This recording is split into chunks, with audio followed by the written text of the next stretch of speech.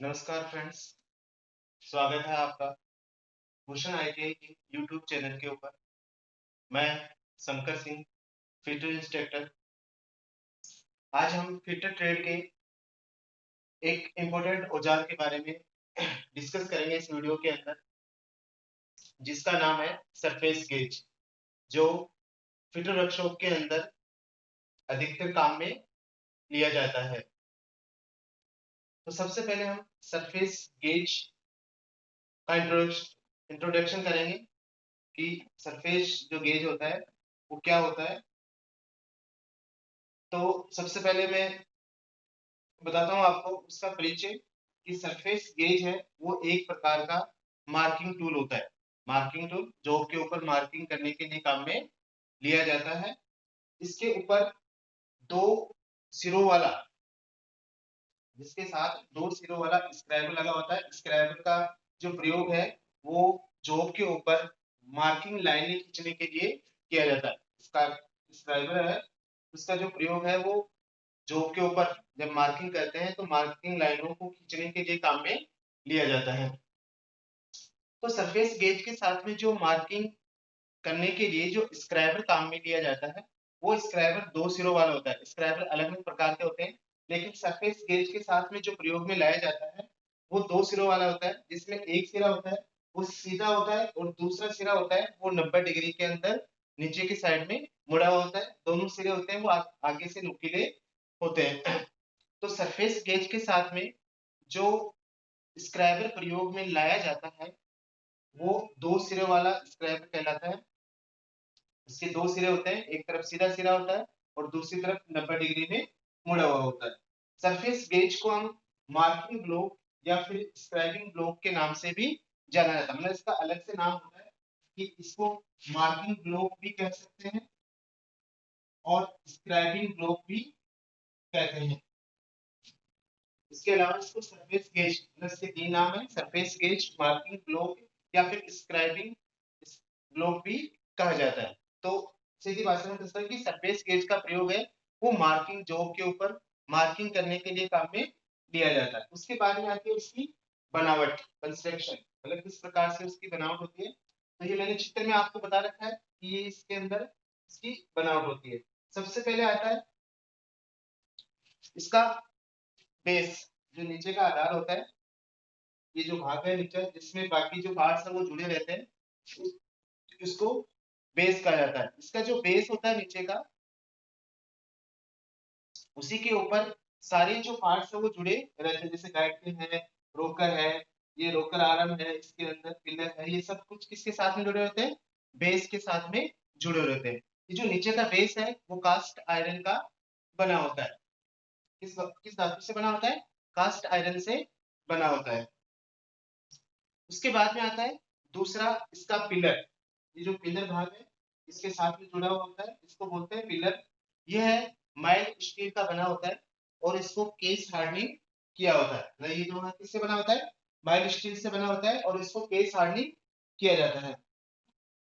इसके साथ में ही स्नैग लगा होता है, स्क्राइबर स्नैग, और जिसके साथ में ही क्या जुड़ा रहता है? स्क्राइबर जुड़ा रहता है। ये जो स्नैग होता है वो पिलर के साथ में इस नट के द्वारा, स्क्राइबर जो स्नैग नट होता है उसके द्वारा इसको लूज और टाइट करके स्क्राइबर को मार्किंग माप के अनुसार उसको स्क्राइबर को ऊपर नीचे स्लाइड किया जा सकता है। जहां पर इसकी आवश्यकता होती है वहां पर उसको लॉक करके स्क्राइबर को एक जगह स्थिर किया जा सकता है उसके अंदर। तो ये पिलर है जो किससे बना होता है? बाइल स्टील से बना होता है। इसके बाद में आता है इसके साथ में जुड़ा हुआ स्क्राइबर, जो मैंने तुमको बताया था कि स्क्राइबर होते हैं वो अलग अलग प्रकार के होते हैं, लेकिन इसके साथ में जो स्क्राइबर काम में लिया गया है वो है दो सिरे वाला स्क्राइबर, जिसका एक सिरा सीधा होता है और दूसरा सिरा होता है वो 90 डिग्री के अंदर मुड़ा होता है। दोनों सिरे क्या होते हैं? आगे से नुकीले होते हैं, जो मार्किंग लाइनों को खींचने के लिए काम में लिए जाते हैं। उसके बाद में आता है स्क्राइबर स्नैप।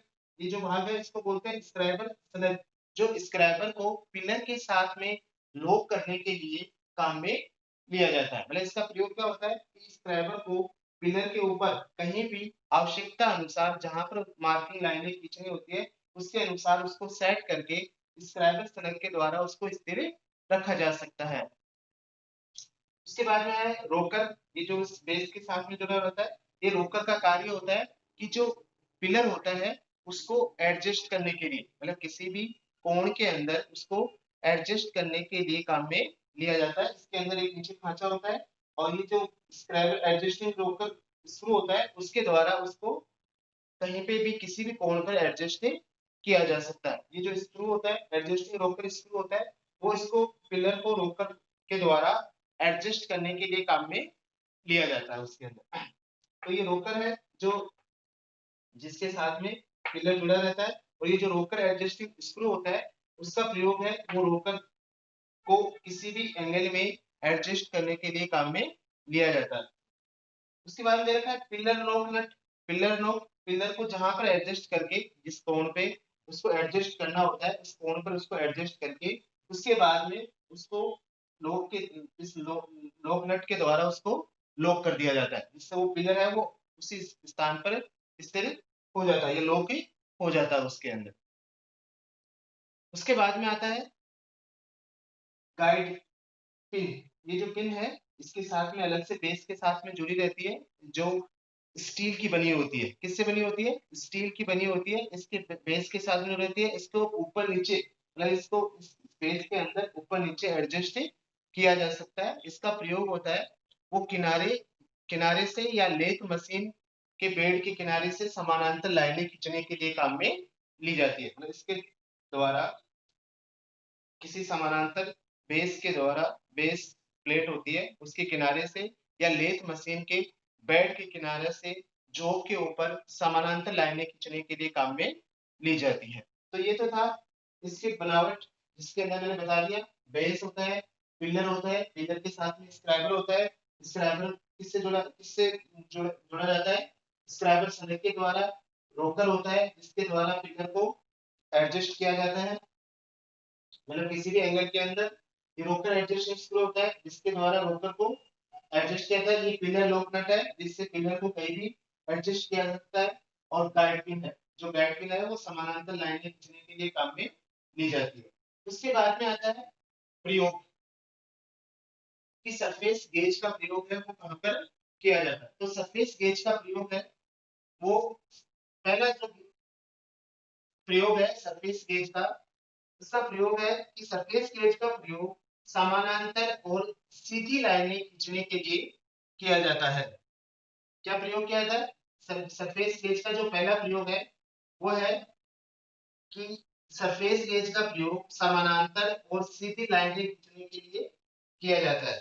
दूसरा प्रयोग है इसका कि इसका प्रयोग समानांतर साइडों को चेक करने के लिए भी किया जाता है, मतलब साइड है एक दूसरे के समानांतर है या नहीं है वो चेक करने के लिए भी सरफेस गेज का प्रयोग किया जाता है। और तीसरा जो प्रयोग है इसका वो है, इसका प्रयोग है वो लेथ मशीन के ऊपर फोर्ज या चक में, जो लेथ मशीन होती है उसके ऊपर अलग अलग प्रकार के चक प्रयोग में लाए जाते हैं। तो फोर्ज या चक होता है, उस चक में जॉब को जब सेंटर में बांधते हैं तो उस जॉब को सेंटर में चेक करने के लिए इसका प्रयोग करते हैं कि जॉब है वो सेंटर में आया है या नहीं है। तो उसको जॉब को बांधते समय फोर्जा चक के ऊपर तब सरफेस गेज का प्रयोग किया जाता है सेंटर चेक करने के लिए। तो सरफेस गेज का प्रयोग है वो तीन प्रकार से बता दिया मैंने, कि पहला है कि सरफेस गेज का प्रयोग है वो समानांतर और सीधी लाइनें खींचने के लिए, जॉब के ऊपर समानांतर और सीधी लाइनें खींचने के लिए किया जाता है। और दूसरा है कि इसका प्रयोग है वो समानांतर साइडों को, मतलब साइड है जॉब की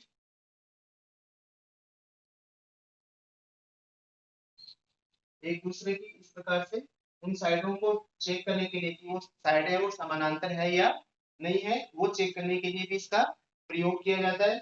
और तीसरा है वो है लेथ मशीन के ऊपर जो फोर्जा चक होता है उस चक के अंदर जब जॉब को बांधते हैं तो उस जॉब को सेंटर में बांधते समय भी इसका प्रयोग किया जाता है।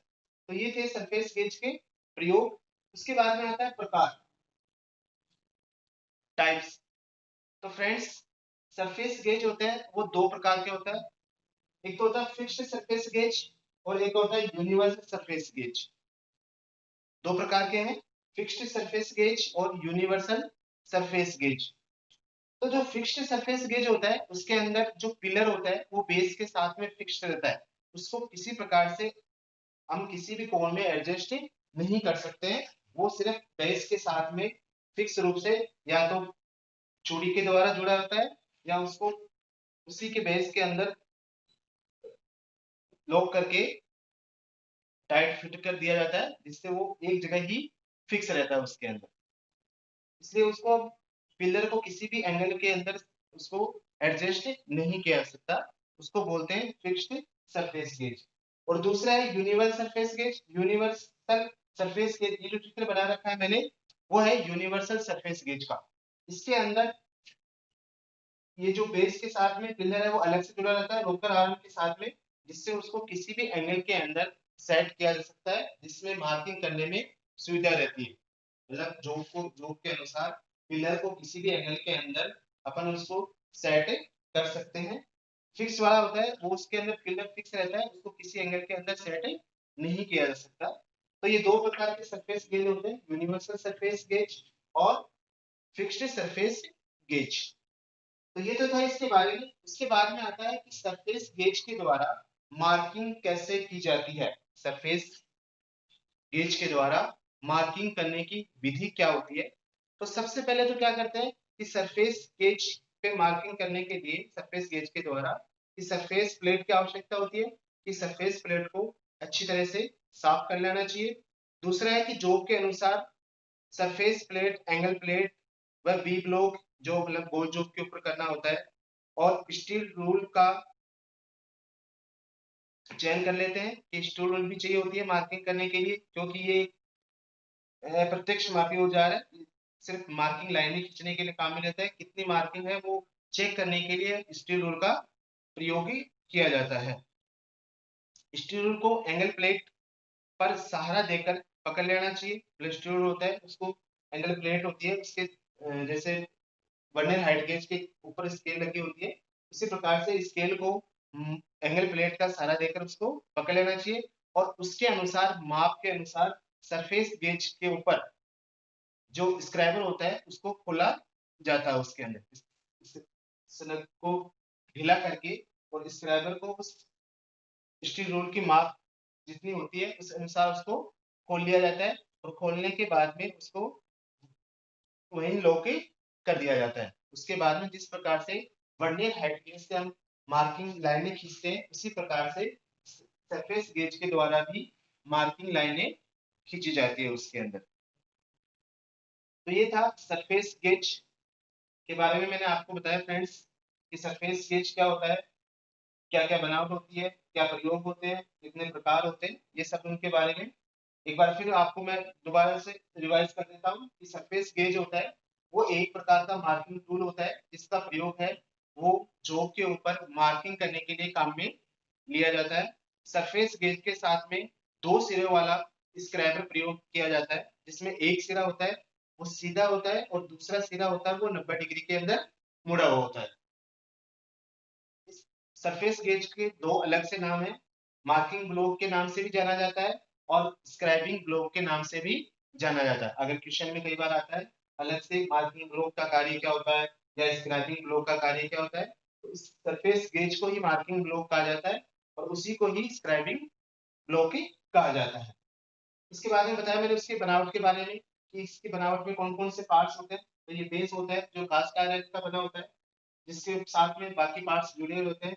ये पिलर होता है जो माइल्ड स्टील से बना होता है, जिसको केस हार्डनिंग किया होता है। इसके साथ में स्नैप लगा होता है और इस स्नैप के द्वारा ही स्क्राइबर को जोड़ा जाता है इसके अंदर। तो इसके साथ पिलर के बाद में ये स्क्राइबर लगा होता है, ये स्क्राइबर सनक होता है। ये पिलर लॉक नट होता है जो पिलर को लॉक करने के लिए काम में लिया जाता है। ये रोकर एडजस्टिंग स्क्रू होता है जो रोकर को एडजस्ट करने के लिए काम में लिया जाता है। ये रोकर आर्म है जो पिलर को किसी भी एंगल के अंदर सेट करने के लिए काम में लिया जाता है। ये गाइड पिन है, जो गाइड पिन होती है उसका प्रयोग है वो जॉब के किनारे से समानांतर लाइनें खींचने के लिए या लेथ मशीन के बेड के किनारे से जॉब के ऊपर समानांतर लाइनें खींचने के लिए काम में लिया जाता है। उसके बाद में बताया इसका प्रयोग कि इसका प्रयोग क्या होता है। तो सरफेस गेज का प्रयोग है वो मैंने सबसे पहले बताया कि सरफेस गेज का प्रयोग है वो समानांतर और सीधी लाइनें खींचने के लिए किया जाता है। इसका प्रयोग है वो समानांतर साइडों को चेक करने के लिए भी किया जाता है। लाइनिंग खींचने के लिए तो किया जाता है, इसके अलावा समानांतर जो साइड होती है वो समानांतर है या नहीं है वो चेक करने के लिए भी इसका प्रयोग किया जाता है। और तीसरा जो इसका प्रयोग है वो उसका प्रयोग है कि लेथ मशीन के ऊपर फोर्जा चक होता है, उस चक के ऊपर जब जॉब को बांधते समय भी उसको चेक करने के लिए भी सरफेस गेज का प्रयोग किया जाता है।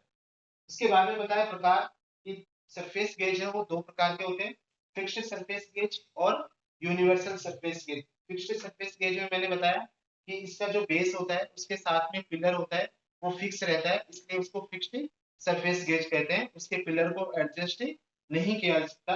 और यूनिवर्सल सरफेस गेज होता है उसके अंदर बेस और पिलर होता है वो अलग अलग जुड़े रहते हैं रोकर के द्वारा, जिससे उसको किसी भी एंगल के अंदर एडजस्ट किया जा सकता है। तो ये था फिटर ट्रेड का जो औजार था वो surface gauge.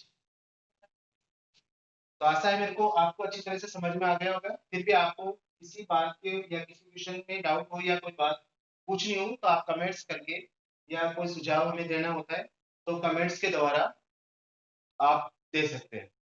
Thank you friends.